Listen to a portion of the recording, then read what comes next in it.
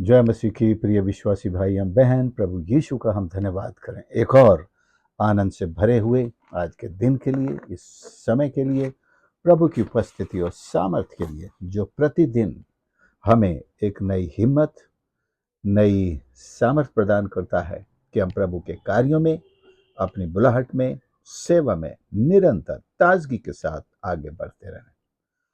जी हाँ, आज का हमारा विषय इसी से जुड़ा हुआ है कि थकना मना है।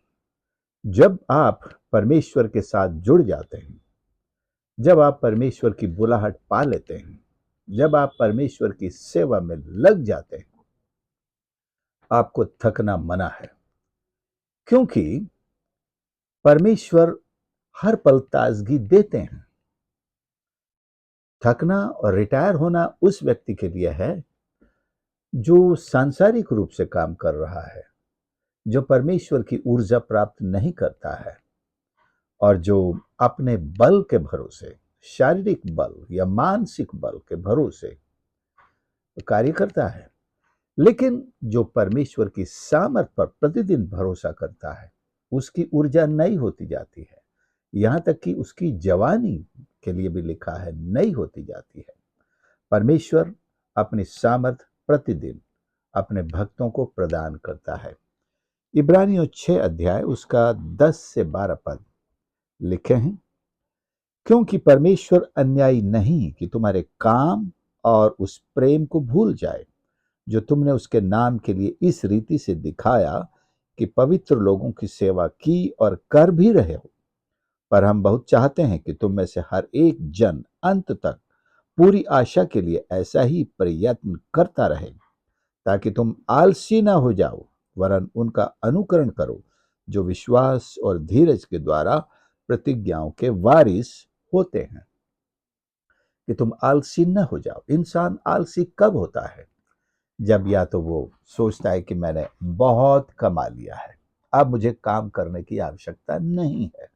जैसे एक व्यक्ति की बहुत अच्छी फसल लगी थी बाइबल में, और उसने अपने प्राण से कहा, हे मेरे प्राण, खा पी और ऐश कर, तेरे पास बहुत सालों के लिए बहुत कुछ है। और एक योजना और बनाई एक ने, कि मैं अपनी बखारियों को, मतलब स्टोर हाउसेस को तोड़ के और नए और बड़े बनाऊंगा।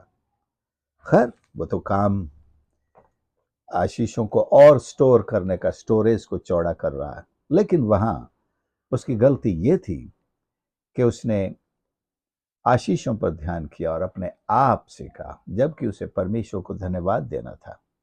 वो अपने आप को वहां सामने रख करके देने वाले हाथों को भूल गया था।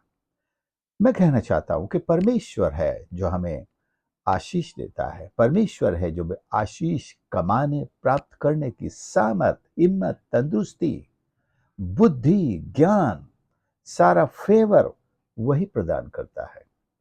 और दूसरी बात, चलो ये तो भौतिक आशीष है। आप सोचेंगे चलो मैंने बहुत कमा लिया, अब पैसा कमाने की जरूरत नहीं है। लेकिन क्या सारे क्षेत्रों में ऐसा हम कह सकते हैं? ईश्वर की सेवा के क्षेत्र में तो हम नहीं कह सकते मैंने बहुत सेवा कर लिया, अब मैं आराम करूंगा। बहुत से लोग कहते भी हैं ऐसा कि भाई मैंने पूरी जिंदगी सेवा कर ली ईश्वर की, अब मैं आराम करूंगा। कहना मना है। यही तो हमारा आज का विषय है। थकना मना है, आलस्य मना है, और ईश्वर की सेवा से विश्राम मना है। प्रभु यीशु ने विश्राम नहीं किया। प्रभु यीशु ने भी, वो आज तक काम करते हैं। जब वो इस पृथ्वी पर भी, अपने शरीर में भी काम करते थे, वो कहते थे मेरा पिता अब तक काम करता है। तो वो आज कैसे कह सकेंगे कि मैंने अपना काम पूरा कर दिया, मुझे जिस काम के लिए भेजा गया था वो हो गया, अब मैं विश्राम कर रहा हूं? God never rests in heaven. परमेश्वर स्वर्ग में विश्राम नहीं करता। हाँ, उन आत्माओं के लिए हम जरूर लिखते हैं जो इस दुनिया से चले जाते हैं, RIP, rest in peace. But this is not for a living man. You can not ask him to rest when there is so much to do. So many souls are still dying when we may not be doing anything. जब हम इस बात से संतुष्ट महसूस कर रहे हों कि मैंने आज बहुत काम कर लिया, क्या उस पल आत्माएं पाप में नाश नहीं हो रही है? क्या उस वक्त कोई उस अंधकार में नहीं चला गया मृत्यु के दरवाजे से हमेशा के लिए? हाँ, तो हम कैसे कह सकते हैं कि मेरा तो काम हो गया, मैंने तो अपनी दौड़ पूरी कर ली है, अब मुझे कुछ नहीं करना है? दौड़ पूरी करने के बाद भी हमारी जिम्मेदारी खत्म नहीं होती है। हाँ, अपनी दौड़ पूरी कर ली है आपने, ठीक है, आपने परमेश्वर के उद्धार को पा लिया है। शरीर में रहते हुए जितनी सेवा करनी थी वो कर ली होगी, अब आगे को आपके बस का नहीं है, लेकिन इससे दौड़ खत्म नहीं हो जाती है। कुछ ऐसे और आयाम हैं, डिमेंशंस हैं, जिनमें हम अपनी दौड़ जारी रखते हैं, जैसे प्रार्थना का ही आयाम है। इसमें हमारी दौड़ खत्म नहीं होती है, हम प्रार्थना करते ही रहते हैं। यीशु तो क्रूस पर, जबकि उसके हाथ और पैर कीलों से ठुके हुए हैं, उसकी प्रार्थना की दौड़ पूरी नहीं हुई। वो तब भी क्षमा की प्रार्थना करता रहा। अपने पड़ोसी से प्रचार की दौड़ पूरी नहीं की उसने, कहा जब उसने तौबा किया और वहीं के वहीं यीशु को अपना दिल दिया और ये मन्नत उससे मांगी कि जब तू अपने राज्य में आए मुझे याद करना। उसने कहा आज ही तू मेरे साथ स्वर्गलोक में होगा। पिता से उसकी बातचीत लगातार चल रही है। ये शरीर सांसारिक रूप से वहां पूरी तरह से नाकाम कर दिया गया, वो तो मृत्यु को प्राप्त हो ही चुका है, समझो, बस it's a matter of time, कुछ ही क्षणों की बात है, आखिरी सांस ले लेगा। लेकिन तब तक उसने किसी भी सेवकाई को अलविदा नहीं कहा। लेकिन उसके तुरंत बाद ही जब भी तीसरे दिन से जीवित हो उठा, बल्कि वो तो उसी घड़ी, लिखा है, निचली जगहों में उतरा और प्रचार किया, उसका सेवा जारी रहा और स्वर्ग में पिता के पास बैठकर भी प्रभु की सेवा जारी है। वो आज भी हम सब के लिए प्रार्थना करते हैं, दुआ करते हैं, और जहां भी कोई भी प्रार्थना कर रहे हैं उनकी सहायता के लिए वहां हाजिर है, अपने सेवकों को सामर्थ दे रहे हैं। और जैसे कहा प्रभु ने, जहां 2 या 3 मेरे नाम से जमा होते हैं मैं उनके बीच में होता हूं। तो प्रभु अपनी उपस्थिति हर जगह देते फिर रहे। कहां जब उन्होंने कहा कि पूरा हुआ, क्या उन्होंने सारी सेवकाई को समेट कर बंद कर दिया और हम अपने आप पर छोड़ दिए गए हैं, अपने वरदानों पर छोड़ दिए गए हैं?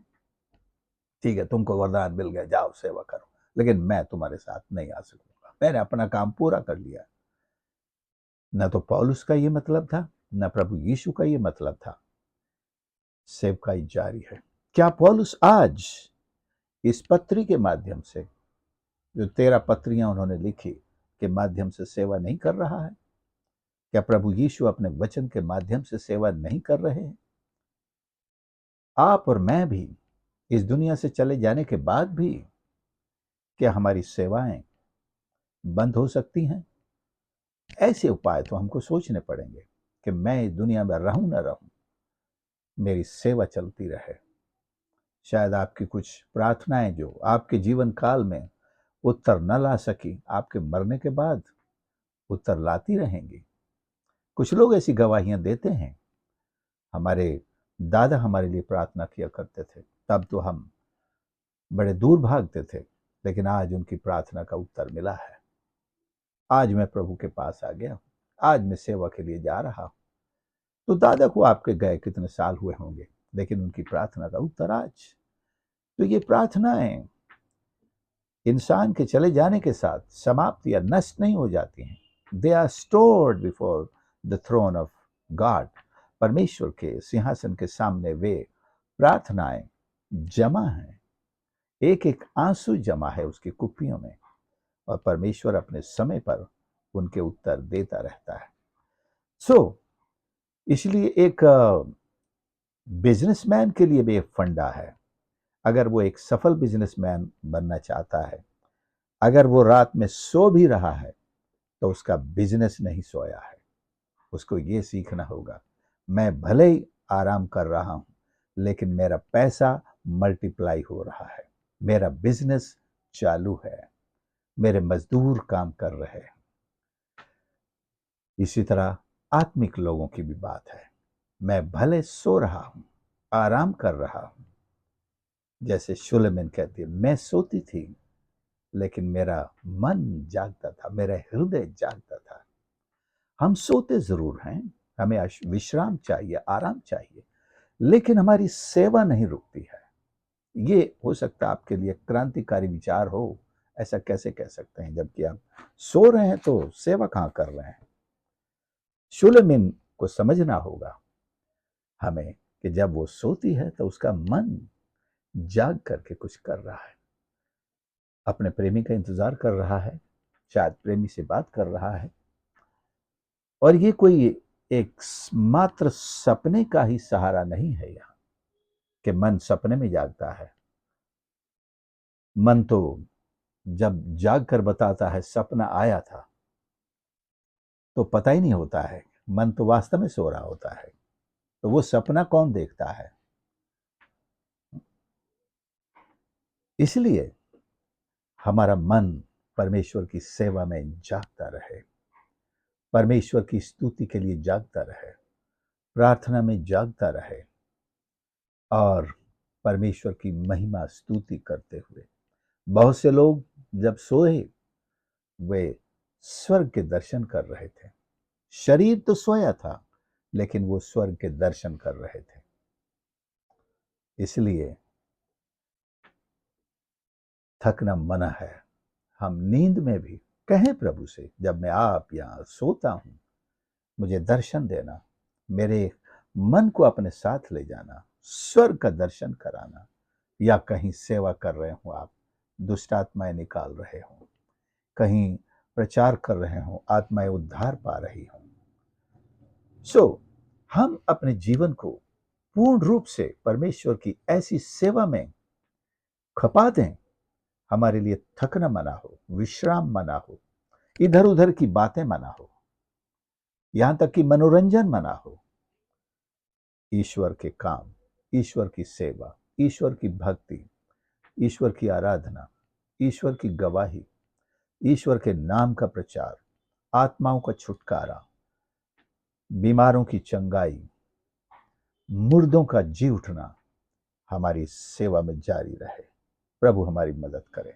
प्यारे प्रभु हमारे परमेश्वर, मैं धन्यवाद करता हूं आज के इस पवित्र वचन के लिए, जो हमें खुदावंद आपकी सेवा को प्रति पल, हर पल करते रहने की प्रेरणा देता है। प्यारे यीशु, हम प्रार्थना करते हैं, हमारे जीवन को नए उत्साह से भर, नई एनर्जी से भर। थकान को हम अपने जीवन से श्रापित करते हैं, सुस्ती और लापरवाही को श्रापित करते हैं, और संतोषी की आत्मा को भी श्रापित करते हैं कि हम परमेश्वर किसी भी पॉइंट पर सैचुरेट या सेटिस्फाई न हो जाए। इससे आगे मुझे कुछ नहीं करना, मुझे सब कुछ मिल गया। प्रभु, हम आपकी सेवा में, महिमा में निरंतर आगे बढ़ते ही रहें, आत्माओं की फसल और उसकी कटनी निरंतर काटते रहें, और परमेश्वर और भी ज्यादा से ज्यादा आत्माओं को नर्क जाने से बचा सकें। हर एक सुनने वाले को आशीष कर, जो इस बात का आज प्रण करते हैं, प्रतिज्ञा करते हैं, उनकी सहायता और मदद का प्रार्थना प्रभु यीशु के नाम से मांगते हैं, आमीन। प्रभु आप सबकी मदद करे इस बात के लिए कि हम सच में उसकी सेवा में निरंतर लगे रहें। धन्यवाद करता हूं, आपने इस संदेश को सुना। जरूर प्लीज दूसरों के साथ भी शेयर करें, और यदि आप तक आपने हमारे चैनल को सब्सक्राइब नहीं किया है, तो प्लीज इसे सब्सक्राइब कर लें। God bless you.